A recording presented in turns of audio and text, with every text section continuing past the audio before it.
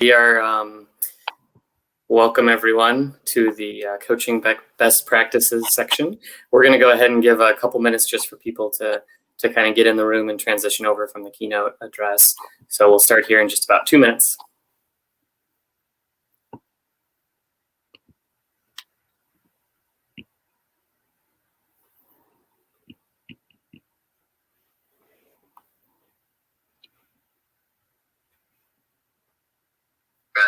So we'll start here in just about 2 minutes.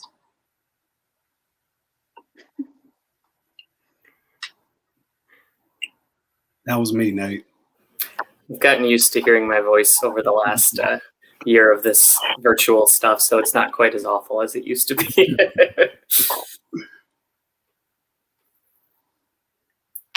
About 1 more minute, we'll get started.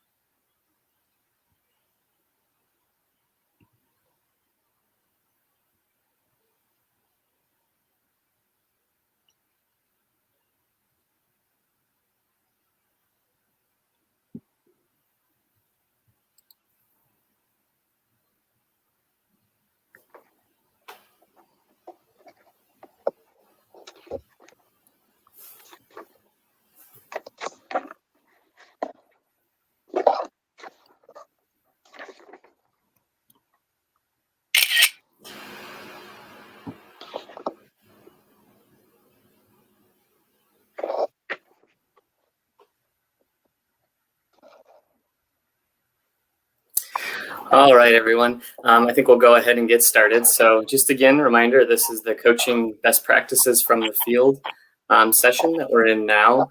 My name is Nathan Miller. I work for the Goodwill of Central and Southern Indiana as the CWF program manager there, and then also a retail guide, which I'll talk about in just a second. But I have with me today Kathy Haynes, who's the family engagement coordinator and family navigator at St. Mary's Child Center.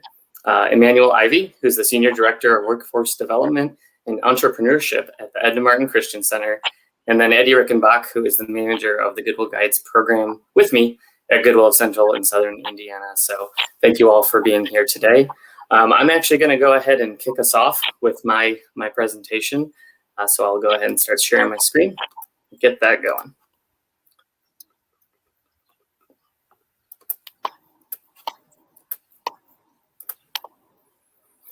All right, so welcome, first of all. So again, I work for Goodwill of Central and Southern Indiana, and I do coaching with our retail folks, primarily helping them out with education, employment, and financial goals. But we have a lot of coaches at Goodwill. We have over 100 people that operate in coaching roles at our organization. And so we decided that we wanted to kind of expand the financial training and certification program that we had begun in the guides program and expand some of that out to the rest of our organization. So in about August of last year, we set an 18-month goal of getting about 90% of our frontline coaching staff trained in financial certification or financial counseling. So just an example of who those people are. That's the guides, which is the program that I work with that works with our retail employees and also the graduates of our schools. We have a senior program that works with people 55 and older. We have a nurse family partnership program that works with first-time moms. We have schools. So we have a traditional high school, the Indy Metropolitan. And then we also have several adult high schools where we help people get a Core 40 diploma when they're over 18 with no high school diploma. And finally, we have a contract manufacturing facility, a couple of them actually, and we work with those employees there to kind of help them achieve their goals as well. So we have several different ways that we do coaching, and we kind of wanted to do some standardization of that model across the organization. So what we did is we have mixed together people from all over our organization into mixed cohorts with discussion groups so they can connect, get to know more about how it works, how different parts of our organization work, and how they can collaborate better together. One of the other reasons we did it is because it helped continue to provide a consistent coaching model. We really like the idea that when you come into any entry point at Goodwill into any of our programs, you're going to have equal access to staff that have the same knowledge. It might not vary from location to location. Well, currently it might vary, but once we go through the training, they all kind of have the same tool belt and the same tools in that tool belt. We also know that it will provide stronger services because it will help our own staff with their personal financial matters, and then it will also help them invest deeper into the participants that we serve. So just kind of an example of the course that we put in. We implemented a course, and I'll go through the specifics of what we did for our course, but just give kind of a breakdown of how we did it. A lot of our coaches aren't used to sitting down in classes and Zoom meetings for hours on end, so we tried to really mix it up. We only spent about 40% of our time with Eddie actually teaches it with me. Eddie and I talking at you.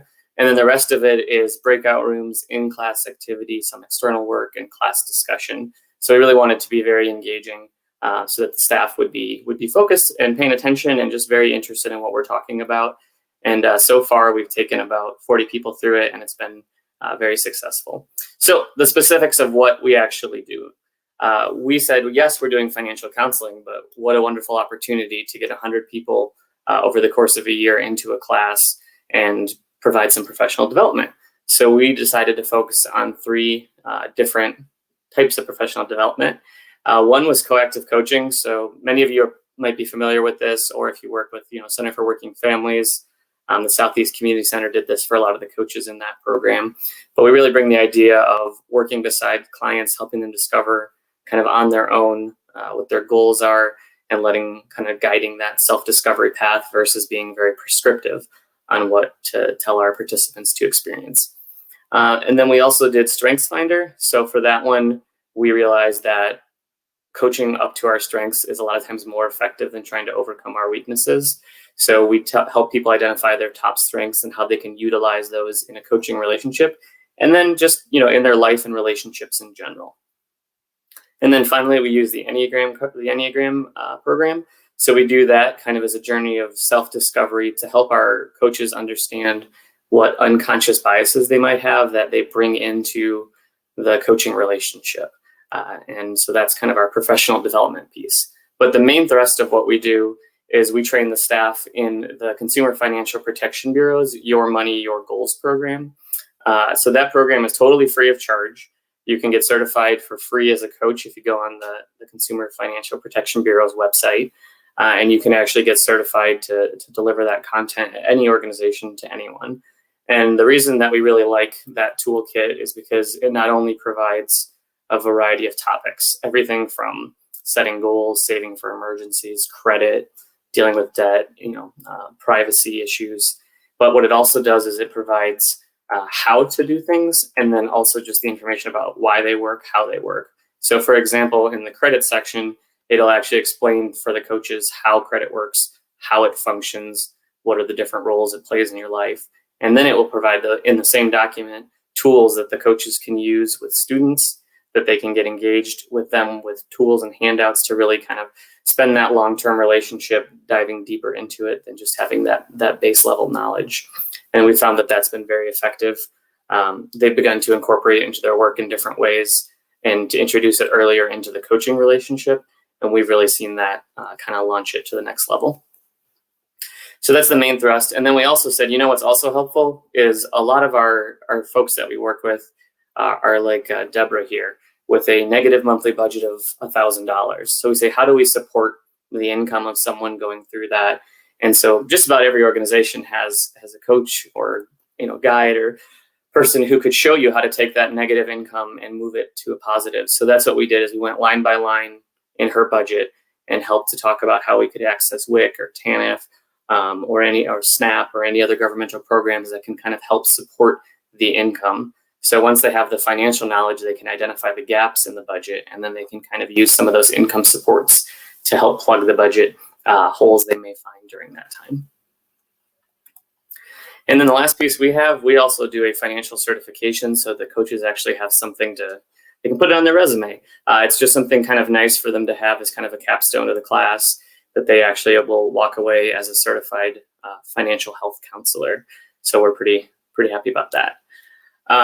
And one of the coolest parts about what we've done is that we've seen the ripple effect already. We have seen the students in our schools, the employees at our stores come to us and say this has, changed my life. I've started talking about it with my family, and my family has begun to see the benefits.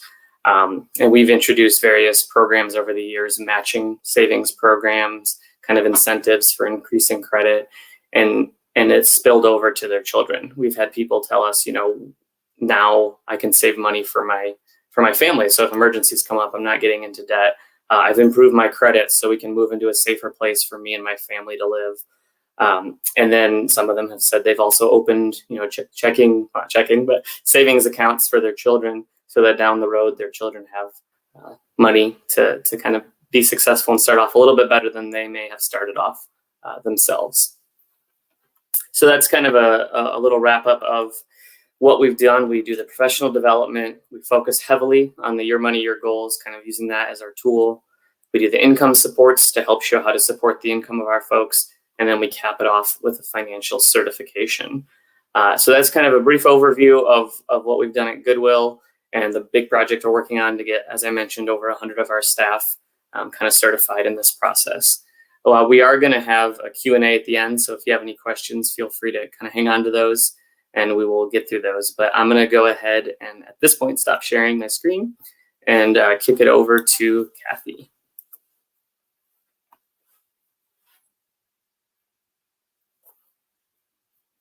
Kathy, I believe you're muted. There we go. My name is Kathy Haynes, and I am the Family Navigator, Family Engagement Coordinator at St. Mary's Child Center. St. Mary's, I'm going to give you a little background on St. Mary's and what we do here, and then kind of talk to you about how we incorporate our parents in the whole 2-gen model. So we were founded in 1961, and we moved into the current location downtown in 1986. We opened the Gillette building at St. Mary, or at the Fort Harrison, in 2016 or 1998, and then in 2016 we partnered with St. Anthony Catholic School to run their preschools. We have 144 children right now. COVID did affect us, and we did have to close some classrooms because we didn't have the enrollment. So we hope to have, when we start school in the fall, we hope to have back up at our 198, 199 children enrolled. 93% of our children live in poverty, but we do not deny children services because they can't pay. St. Mary's provides scholarships thanks to our generous donors, and we also accept CCDF and On My Way Pre-K. And we help those families that come in to sign their children up access those resources as well. So our goal at St. Mary's is to keep the students happy, healthy, and valued. And we do this because we are inspired by the Reggio Emilia approach to education. We have been working on this approach since 2001, and we believe that it is the best way for preschoolers to learn. It's very hands-on, it's very project-based, and it's very it really involves the children, and they're in charge of their education as well. So when we did start this journey, we partnered with Butler University and did a lot of training with them and co-training, and they were learning as well. And we also feel it's very important to foster the children's mental and behavioral health, and we do this with our work with Dr. Lori Desautel in educational neuroscience and brain-informed development. Some of our teachers have taken and been certified in the neuroscience at Butler University with Dr. Lori. So the key principles of Reggio is how we see the children and our image of the child. So St. Mary's children at St. Mary's are seen and treated as strong, competent, and capable, who are rich in potential. The next few slides are just slides of our children creating, exploring, and just observing in their world at St. Mary's.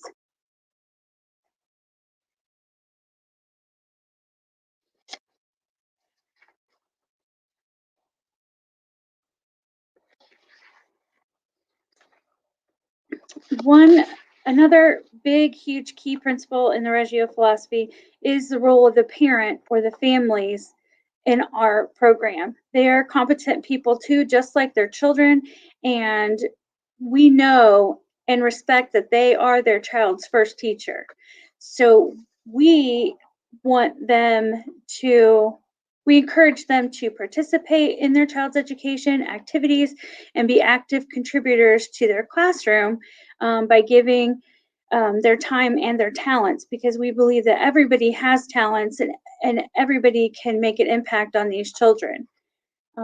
So because of this principle, we fit right into the two-gen approach, because we want the parents to be the best parents that they can be for those children. And we partner with Indy Reads and Cafe, the Community Alliance for the Far East Side, and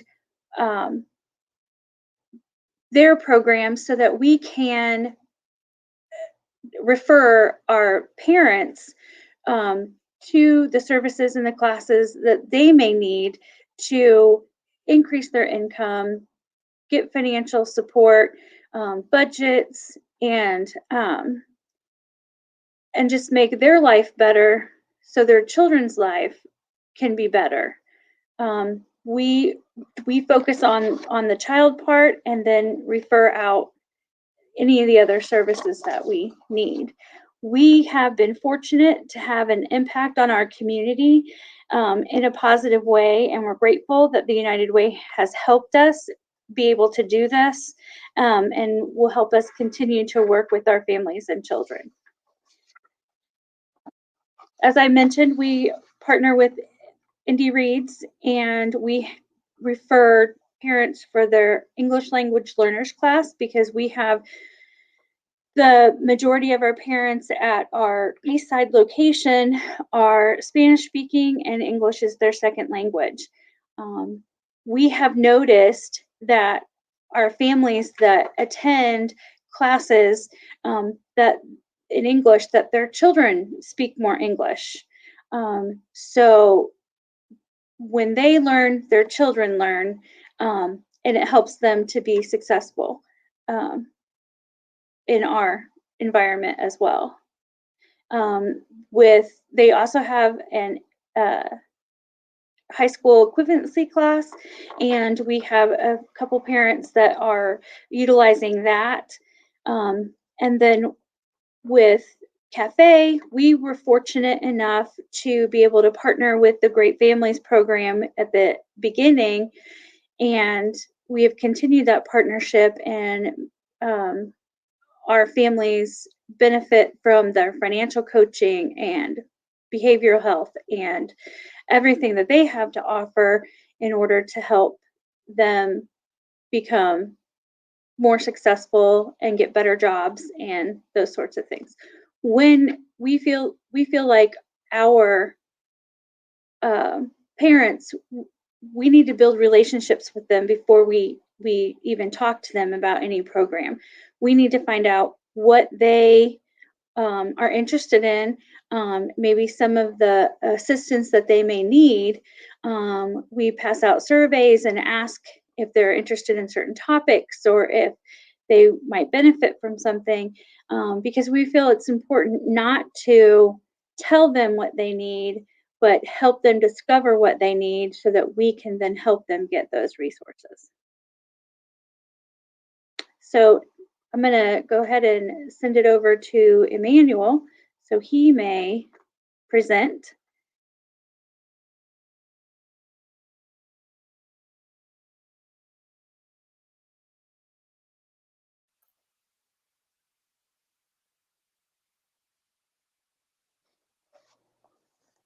And Emmanuel, you are muted if you're chatting.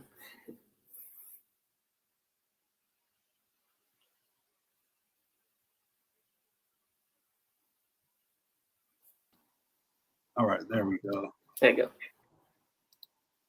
Make sure I got the right slides coming up. All right. I'm Emmanuel Ivy. I am the Senior Director of Workforce Development and Entrepreneurship at the DeMartin Christian Center. And let me get my slides together for you.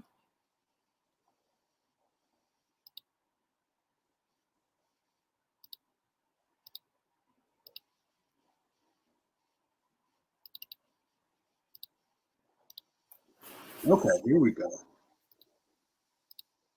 All right. So in saying that, one thing that I would really like to stress is, are you the one? So when we look at coaching and assisting individuals with the work that we do, we have to look at the root of coaching. And especially for, all supervisors or managers that are on this call, you have to find the right coaches. Do they have the passion to serve? A lot of individuals may come into this work, into this game, just wanting a check. But that's just not good enough. We have to find coaches that have a passion to serve, but also have the love for the community. One thing that I do know, and that I'm just so passionate about is, we have to overlook individuals' experience. We have to overlook their education. We have to see what skill set do they have to complete and do this job. Coaching and case management, it is not easy. We have to start to delay our gratification because we know that the work that we do, we might not see the evidence of it within a month, even sometimes within a year. But we have to continue to do the work that we do. One, because we have the passion to do it, but also we have the love for the community. So as we look at selecting and hiring coaches, we have to look at the root of it. Are they passionate, and do they have the love for the community? At DeMartin Christian Center, we have the 3-in-1 coaching model. So historically, we've had a financial coach, we've had an employment coach, and also an income supports coach. So what we have done was combine all those responsibilities into one individual. So those individuals will be helping the community with financial, employment, and income supports all at once. Now, we still do have our job readiness trainer. We still have our financial literacy trainer. But at the end of the day, those are the experts within that subject. But the coaches still conduct, the financial literacy part of it, the budgeting, the money management. They still kind of look at, what employment goals that they would like to accomplish. And then, any income supports or barriers that they may have, how can they overcome those? So with that, developing a success plan for our clients is very critical. I know a lot of times, we have great ideas as coaches and, we just want to, utilize them and, tell the clients, what we feel and they should do and what they should go after. But we have to humble ourselves and say, hey, let me listen to the client that I'm serving. Let's see what they want. Let's see what are their employment, financial, education, business development, but also life and family goals that they would like to accomplish. A lot of times organizations and even staff, especially me, I can say I've done this in my past. We have great programming. We have great training. Hey, I'm going to put you in this. I'm going to put you in that. But if you're not ready for it, then you won't see the fruits of your labor. So we have to sit down and listen to the clients that we are serving rather than just telling them what they should do. Also, we have to look at working together for best practice.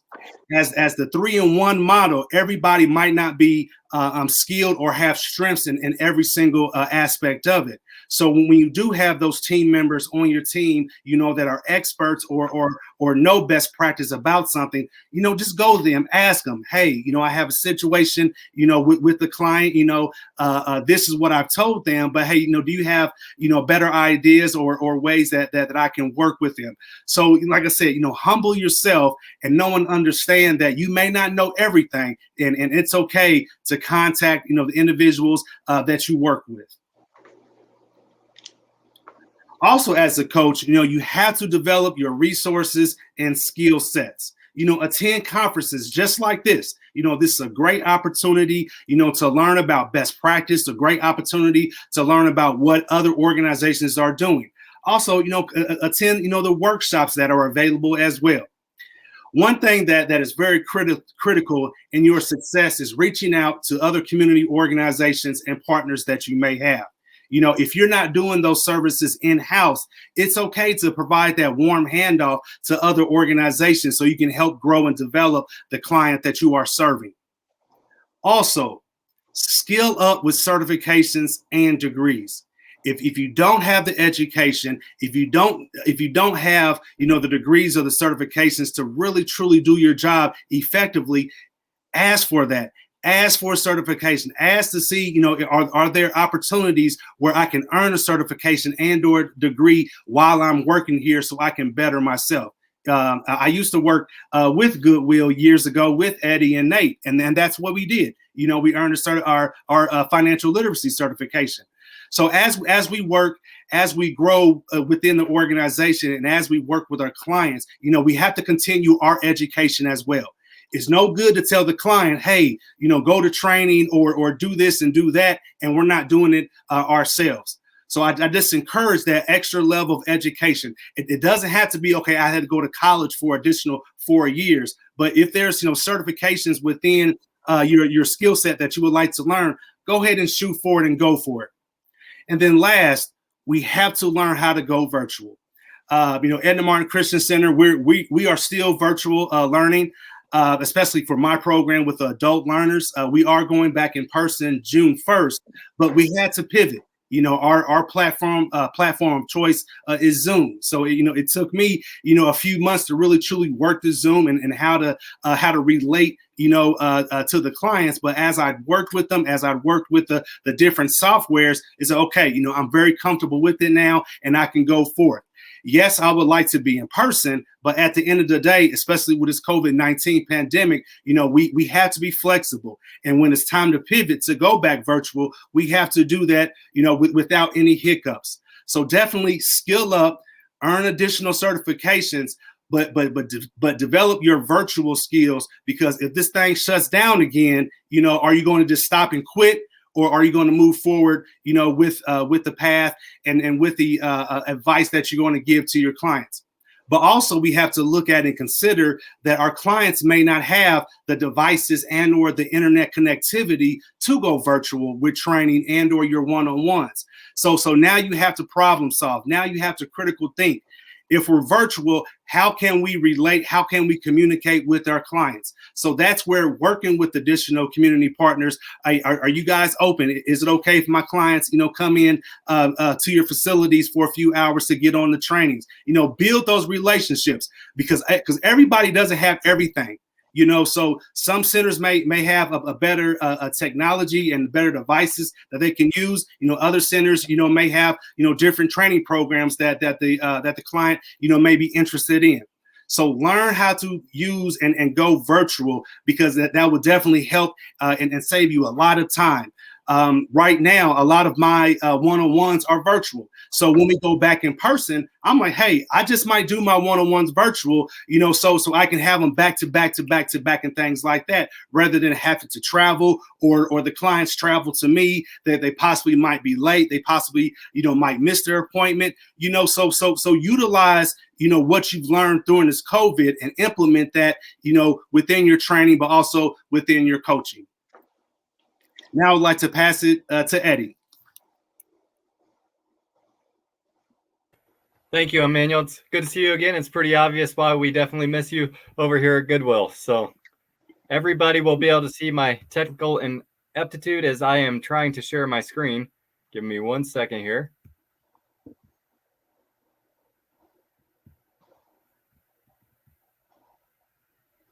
All right, I think I have it up. Yell at me if it's not, Nathan. But my name's Eddie Rickenbach. I'm with Goodwill, work with Nathan Miller, and he's kind of described the Goodwill programs that we work on together. personally about myself, I've been with Goodwill for about 12 years. I started out on the retail side, and then about 7 years ago, I became a guide, which were those life coaches that really affect the 3 areas of Goodwill's mission: education, employment, and then health. And our version of health would be financial health. But today, I just want to say thank you for the opportunity to share insight. We're going to kind of pick up that last point of where Emmanuel was talking about going virtual, and really talk about the journey that Goodwill took, and specifically our guide program took, over the past year. And let's be honest, COVID hit everybody extremely hard. There was different companies, they responded different ways, and they were affected by different magnitudes. One thing that I think that was very consistent was that those who worked in direct services were impacted more than just moderately. There was a huge impact on us. And our ability to have those face-to-face conversations, our ability to really build relationships and to help people achieve their goals, they were severely diminished almost overnight. So for today, I wanted to talk about what Goodwill actually learned from this. Our discussion will be divided into 4 parts. First, we'll look at our pre-COVID program. Then we'll define what the 2 major goals of that program were in full transparency. And then the majority of the presentation is going to focus on how we adapted to the isolation of COVID. And finally, I'll give you a few thoughts about how we move forward from all of this as society hopefully begins to return to an interactive state, or as Emmanuel had said, pivot, what it looks like to pivot during an inactive state. So what did Goodwill's social service outreach look like pre-COVID? Let's speak specifically about our retail guide program, because that's the program that I manage. But we have guides that go to our retail stores. We have them that go to our schools. We have them all over the company. So with the retail stores, the goal is to provide retail employees with support in their life journey. In pre-COVID, we would physically visit over 70 retail sites every month. We would utilize face-to-face interactions at the stores to build very quick, very strong, and sometimes very personal relationships. Then we would leverage the power of that relationship to help our participants achieve their goals in 3 areas, which we've talked about very briefly, but education, employment, and financial health. So that's looking at the past at the guide program, especially recognizing so much face-to-face interaction at those stores and in personal one-on-one meetings afterwards. So with that said, the guide program really has 2 overall major goals. First, we have to service all of nearly 2,500 employees in retail. So that's going to be about an average of 10% of the retail working force that wants to intensely work with the guide on their services. The other 90% may be good. Second, while we never establish production-like numbers to hit, so we never establish quotas or goals, we don't say you have to have 25 education placements this month, we do have to be effective in helping our participant reach their goals. So looking at how effective we were pre-COVID, on average, a guide would help a participant accomplish a major goal in education, employment, or finance, and we're talking about major goals, about 75 times throughout the year. And we'll kind of take a look at that again at the end of the presentation. So that's really the backstory on the guides. So now what did we learn? What did we do? How did we actually adapt when March hit and we got a call, hey, everybody has to stay home, and then we just never went back? So let me present to you an adaptation roadmap. The roadmap's really marked by 4 major categories, and we'll go over them in a little more detail. So the first one was we moved to more frequent contacts. So we did not have to completely eliminate the physical presence at the stores, because we would more frequently contact the stores through phone calls. We would contact the managers. We would contact the employees, but just more frequent contacts, even though we weren't physically there. So we did that because, and I will put the caveat in there, our stores did close for a number of weeks, and Nathan might have to remember, my memory on this is terrible, but I think it was like 6 to 8 weeks. It was quite a while. It was, yeah. Yep. So we realized we were mega carriers of the virus as well, right? We would carry it from county to county if when the stores reopened, we just started visiting the stores. So we did not do that. So we definitely eliminated that face-to-face one-on-one meeting. So the elimination of that one-on-one meeting, the elimination of going to the stores truly eliminated our travel time.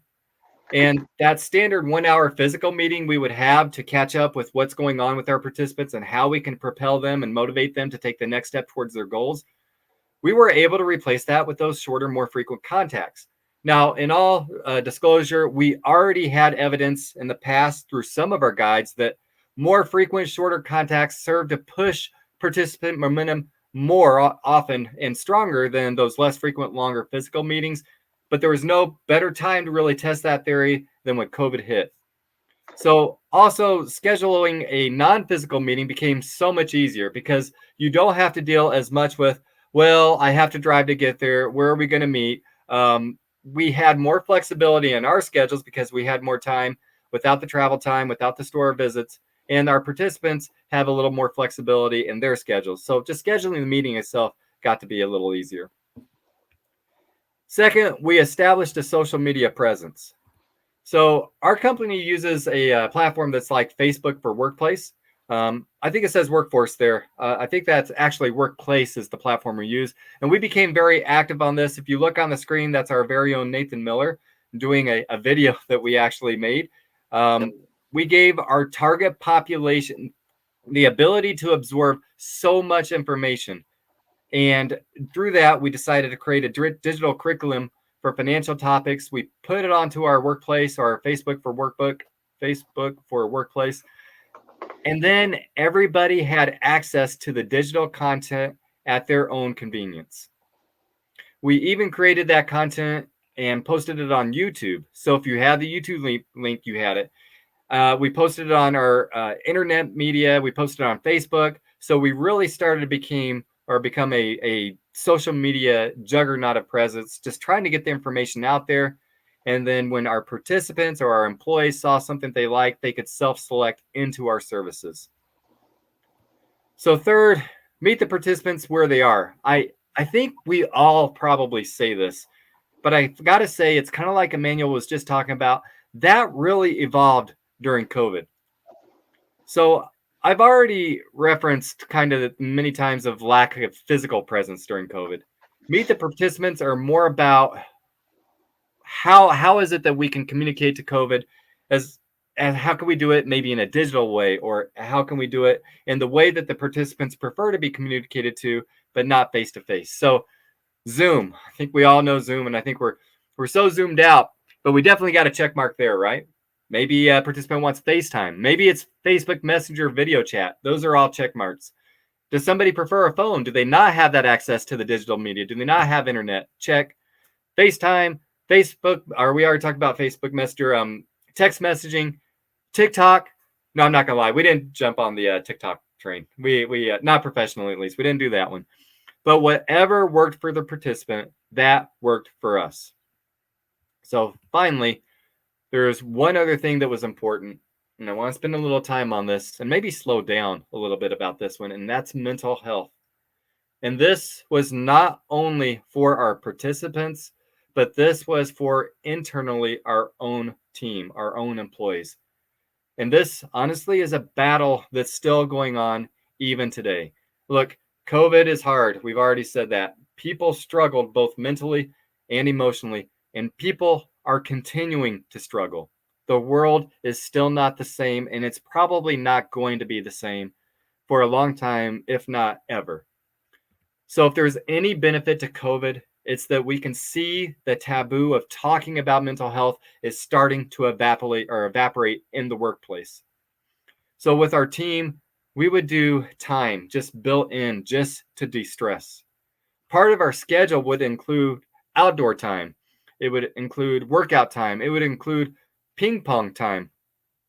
The emotional drain of working front lines is very real. And you add to that this new world that we live in, and it is very quickly to become so overwhelmed and so stressed that as a worker, you can't cope well.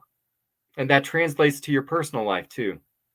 So one of the things that I truly appreciate that Goodwill did was they recognized that we need to slow down and make sure that our employees are okay. Our mental health became and remains more fragile, and we have to acknowledge and we have to be quick to react to that. And then with our participants, I would say we would have much more frequent conversations with our participants specific to mental health. Normally, if we start a meeting and we ask how people are doing, we're expecting to get that normal standard response. Oh, everything's fine.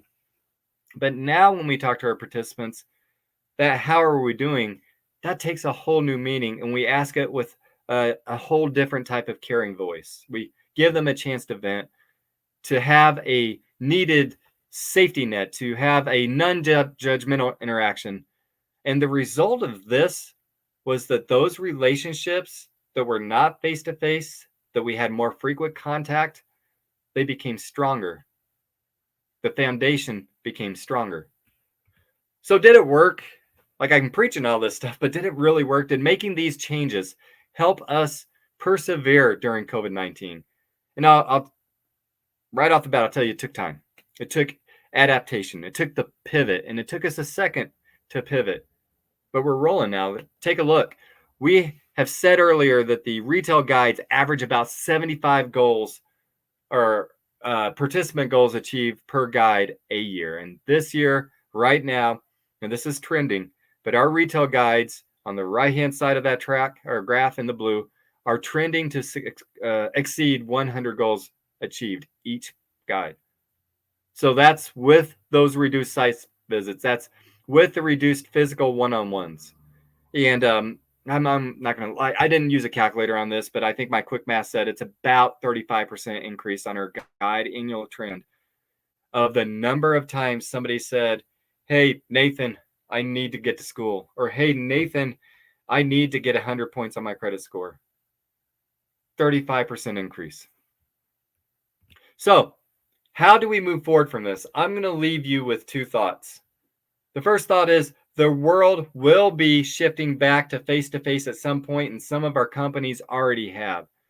Now, whether they shift away from that or not, we'll have to see. But many of us are already going back to work as usual, or at least having a partial day back to work. I want us to be very aware and to take note that our participants may be more reluctant to immediately change back. So just because it's now okay and deemed okay by your company to take face-to-face in-person meetings doesn't mean that's your participants' preference. Make sure that we're doing the best to serve our participants in the way that they want to be served. And my second thought is that the idea that I just presented, that we made changes, we went away from face-to-face contact, we have more results trending right now than we did pre-COVID. Just because we're becoming more efficient and we're hitting higher 2021 numbers due to COVID changes, that doesn't mean that all decisions should be made for the sake of higher outcomes. So my thought on this is only looking at the numbers and only look at percent increases and doing a data analytical study on what's the most effective. Be cautious that we do not use that to justify not having those deep relationships with our clients, face-to-face relationships with our clients, if that's what they choose and that's what you're comfortable with as COVID hopefully subsides. I think that we all do this to help others, not just to make numbers. So I don't want to say that's what's happening or that's what could happen. But my warning is don't get lost in the quantity of success. If you choose to provide a higher level of quality of success, then the numbers naturally follow. All that we did was just an adaptation of what we could do. So that's all I have for today. With that, I'm going to hand that back off to Nathan Miller. Great. Thank you, Eddie, Kathy, and Emmanuel. Great presentation there. And a lot of people in the chat said, great job, and left you some good comments. So I encourage you all to take a look at the chat and kind of see that. So if next we're going to kind of shift into, I'm going to ask them all a couple questions about their presentations. I got some more questions as we went. But if you all that are watching us have any questions that you would like us to discuss, please put them in the chat, and then we'll get to them in just a couple minutes here. So feel free just to pop them in the chat, and try and moderate that as we go. So I actually had a couple for Emmanuel. I think that I didn't pre-plan with you, but just kind of watching you present got me. You bring that passion a lot when you talk, and it's always very nice to see. And one thing you mentioned was that you really want to find the passionate staff. Like that can be more important sometimes than education or credentialing. What are some of the key, I guess, indicators, or like how do you find passion? Like how do you do that? And that may not be a question you can even answer, because sometimes it's one of those things when you recognize it when you see it. But I just didn't know if you had any particular signposts, I guess, on it. Well, for me personally, in my hiring process, I kind of give the individuals or the candidates, some scenarios on, how would you assist this client, or kind of write a brief scope of work, within the caught me off guard. No, it's all good. The field, yeah, that you're applying for. So I really analyze that, because one thing that I have learned is working with the Latinx population is that, yes, we may have bilingual individuals on our staff, but they want to see individuals like them. So when my newest hire, Raul Reyes, I didn't just hire him because he was Latinx. He had the skill set, but I have to think further and within the future, because we're getting a lot of that population within Martindale Brightwood, and we want to help and serve them. So if we don't have an individual that may look like them, or within their same race or culture, then they're not going to come into our centers. So we have to be aware of that. But also, though, we definitely had to look at, just the assessments. A lot of times, people just do like a personality assessment just to do it and to see what their personality is. But having, that outgoing personality as a coach is something that you need. You don't need an introvert being a coach, because, they rather, just be by themselves, be on the computer or just do their work. But you need somebody who's an extrovert that can relate to individuals. Now, honestly, I'm an introvert, but I'm what they call a social introvert. So I can deal with people and meet with people all during the day. But once I clock out, I don't want to see nobody at all anymore, But at the same time, but at the same time, truly looking at and just asking those questions, within that interview, not the tell me about yourself. What are your strengths? What are your weaknesses? No, get some good detail in, okay, here's a scenario, here's a situation.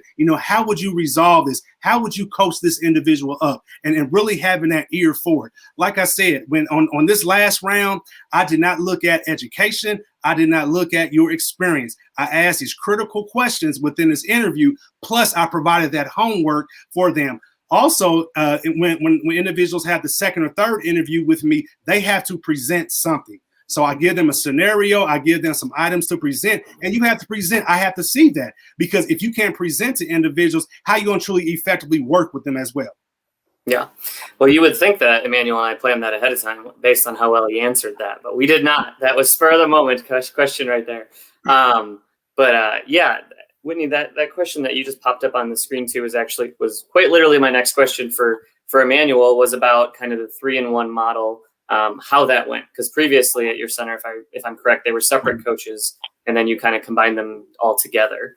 So that was something I wanted you to discuss a little bit too, was the growing pains of that, like she had mentioned there. So. Yes.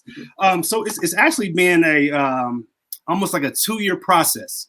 When I left Goodwill to go back to DeMartin, I was like, hey, y'all, I think this may be a good opportunity, to kind of change the culture around here and to implement the 3-in-1. The great thing about the 3-in-1 is, especially when we were at Goodwill, we were cross-trained to do any and everything.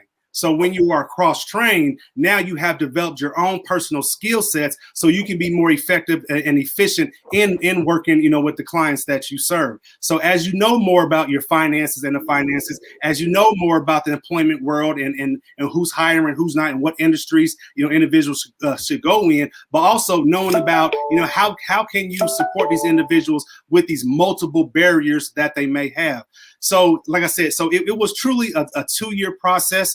I'm not going to say that we got it down packed just yet, but we come a lot farther, since 2019. So, to me personally, it's a great model to have for the simple fact that we are developing our coaches in every aspect, of the work that they're doing.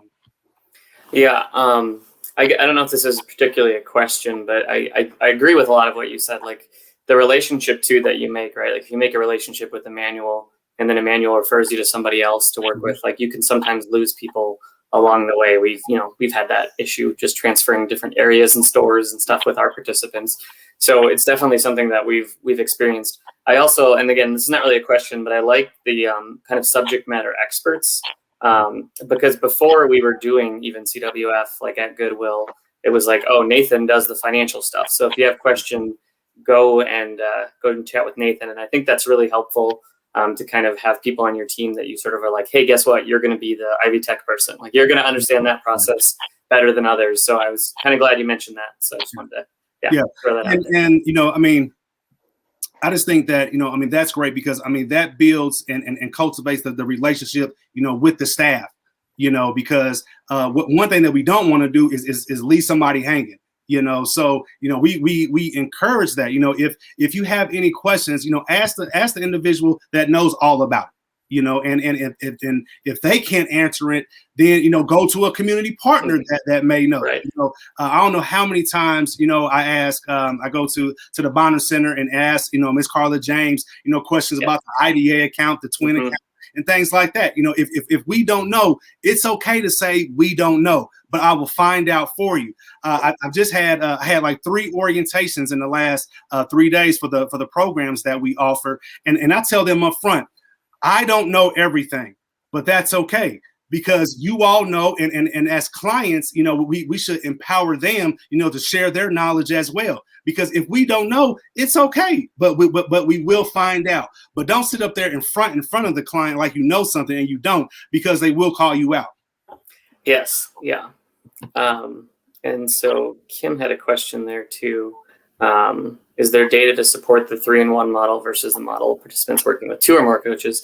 It's a great question. I don't know if I have the answer to that. Like Emmanuel said, it's okay to say I don't know. And I don't know if there's. I know that United Way had kind of evaluated the different centers, and different centers had done it different ways. So some had done 3-in-1 and some had done all separate. So you might have to reach out to maybe Whitney or someone that works for United Way to see if they have the data on that. Unless anybody else in this room knows, I don't have an answer for that one. I just think right now we're too young in the process to know. I think hopefully within a year we should have some good solid concrete data. But at the end of the day, working both models works. I've done it at different organizations. But I just feel as a coach, you should be eager, to be cross-trained, to know everything, for the simple fact that, one day, your manager might leave, so now it gives you the opportunity, to go for that role since you know everything about all the positions. Yeah, no, and that was kind of the last point that you mentioned that I really like too. Again, not necessarily a question, but the hungry coaches make the best coaches. Like, I think that's true. The ones that want to develop themselves usually find out to be the best coaches because they're interested in personal development, and that bleeds over into the work they do with participants, where that infectious energy of like, yeah, let's move forward, let's advance.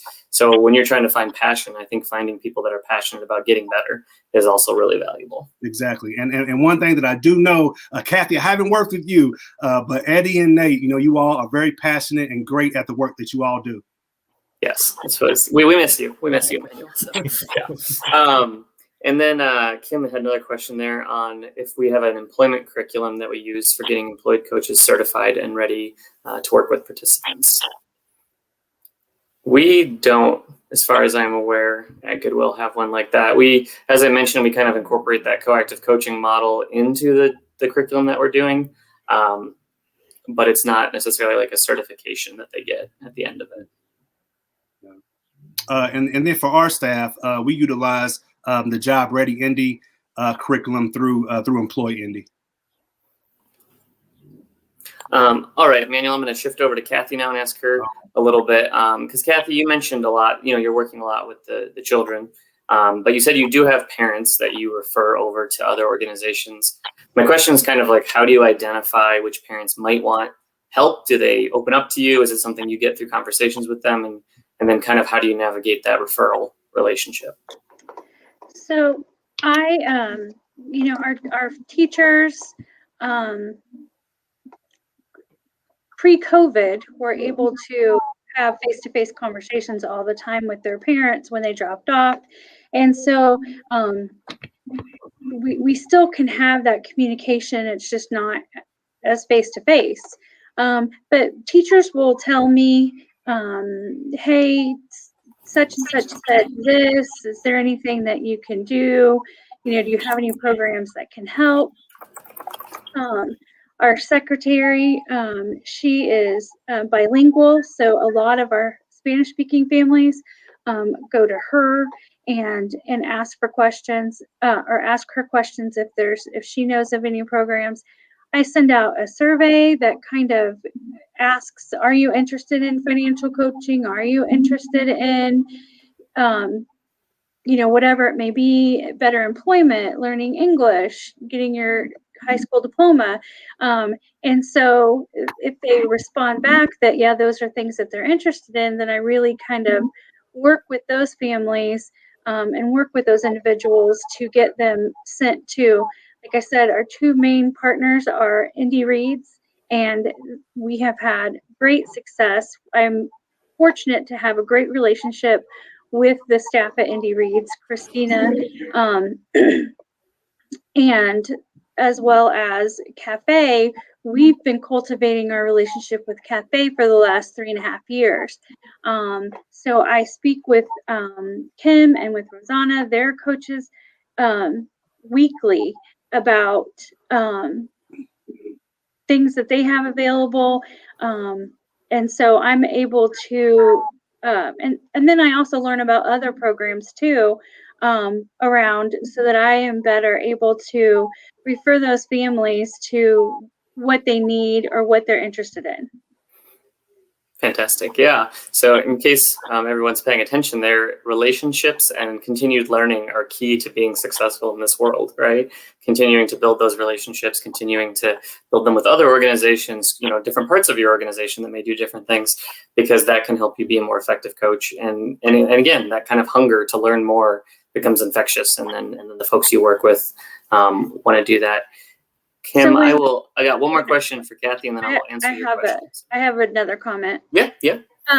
So we were talking about if the family doesn't have access to certain devices in order to do things, I make myself available, and Indy Reads has a form, a prospective student form, and I make myself available to fill it out for them with them on the phone, or they do a paper copy and I do it for them. The same way with Cafe has their intake form. Again, there's some kind of personal questions, as far as salary and those sorts of things. And so if I didn't have a relationship with those families, they're not going to feel comfortable telling me that information. So relationships are key to get families to trust and to feel comfortable confiding in you, or letting you know their challenges and things that they need. And so COVID has put a damper on that, because I don't see them as often because of where our drop-offs are and those sorts of things. But I've really tried my hardest to, at least on paper, or make phone calls and emails and stuff to families But relationship is definitely key. Absolutely. 100% agree on that one. So, and then I have just a selfish question, I guess. I'm curious what growth you see from the kids that you work with. What do you see the change, like the most common, I guess, behavior change or growth from them that you see from participating in some of your programs? Well, when families have respect for the teachers or for the program that their children are in, when they better understand it, then the children get along better in the classroom and perform as lack of a better term, but better as far as they then have more respect for the program, more respect for their classroom. And the same we've noticed with our Spanish speaking children, when their parents are enrolled in English language classes, they're speaking more English at home, and then those children are speaking more English at school. And we don't obviously require you have to speak English, or we have we build relationships within how we can. Like I said, we have bilingual staff that helps out and stuff. But the more we see our families attending English language classes, the more we see our children speaking more English. Great. Very cool. Thank you, Kathy. So I'll address a couple of questions in the chat. I know one earlier asked for the free certification I was referring to when I was talking about the financial certification. So that one is it's Your Money, Your Goals is what it's called. And it's from the Consumer Financial Protection Bureau. So if you just Google Your Money, Your Goals, it should come up on one of the top 2 search results. But it's the curriculum itself is free. You can get it shipped you can get like the big old binders. It's like 150 pages. You can get that shipped for free. They'll send you, I think, 40 at a time. And then they also have really cool manuals you can give out to clients that break down and have little worksheets in them. It's just a really neat tool. And then on the website, they also have videos. If you want to essentially become an instructor and teach it to your own staff, you can do that yourself too. That's what I had been trained to do, but that's what Eddie did recently. Oh, thank you, Whitney. Whitney linked it in the chat there. But yeah, so that's what Eddie just recently got certified to do that. So he went through and watched the trainer videos. And then another question was about a particular organization we recommend for the financial certification. We've been using one. It's called the National Association of Certified Credit Counselors. It's NACCC, and that one is that one's actually a certification. Goodwill pays to get people certified. We do financial health coach certification at that one. The Your Money, Your Goals one is not. It's not a certification. You don't necessarily leave with a certification. You leave with the knowledge and the tools. And I would dare say that one's probably actually better than the one we pay for. To be honest, it just is very thorough. And if you have some staff members that can deliver it well, there's just way more tools in that one than there is in the certification that can actually be used with clients. And it's just a lot more useful and user friendly than the certification itself is. All right, Eddie, I think you're the last one I haven't asked a question to yet. So got a couple for you.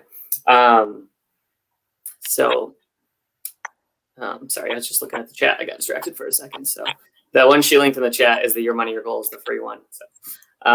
So Eddie, you talked about mental health, and it made me think about how, again, not a question, but how we actually had a graduate student who did art therapy with our students, and they did it virtual. So they would do it on, thankfully, most of our folks have a phone, so they can get on Zoom or FaceTime or something. And he would actually offer individual sessions with our folks.